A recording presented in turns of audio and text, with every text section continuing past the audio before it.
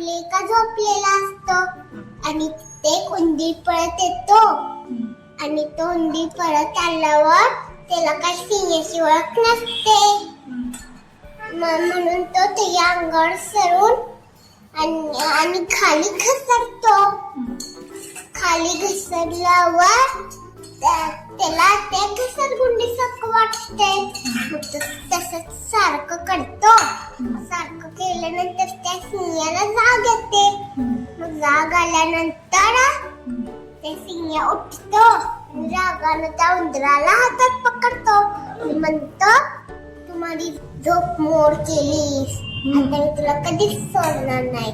मग उंदीर त्याच्यावर घाबरून तो काय म्हणतो माहित आहे, एक तर मला सोडून द्या महाराज असं म्हणतो.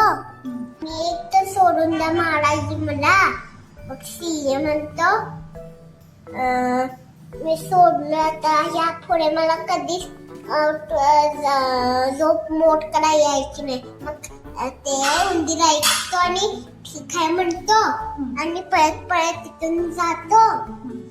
आणि सिंह किती सकाळी सकाळी कुठे तरी फिरत असतो आणि त्याला एक शिकारी असते. शिकारी त्याला पकडते सिंहाला वर तो रडायला लागतो.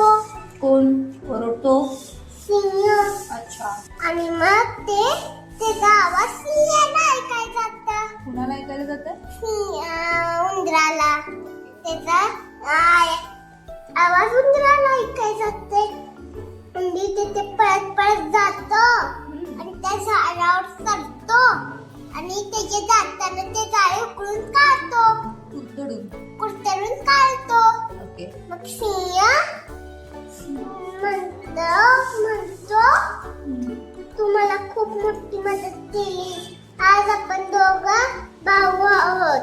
फ्रेंड्स आहोत. ओके. मग सिंह त्याच्यानं खूप ते सिंह उंदीर तसं बोलत खूप खुश होतो. आणि परत सिंह म्हणतो माझ्या अंगावर किती पंखे, अंगावर तू किती पंखे माझ्या, मी तुला काहीच बोलणार नाही.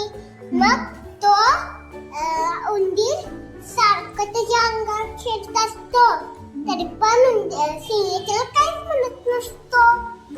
आणि त्यांनी दोघं त्यांच्या पाठीवर बसून जात असते शिकारी करत. मग शिकारी घाबरून पळून जाते तिथनं.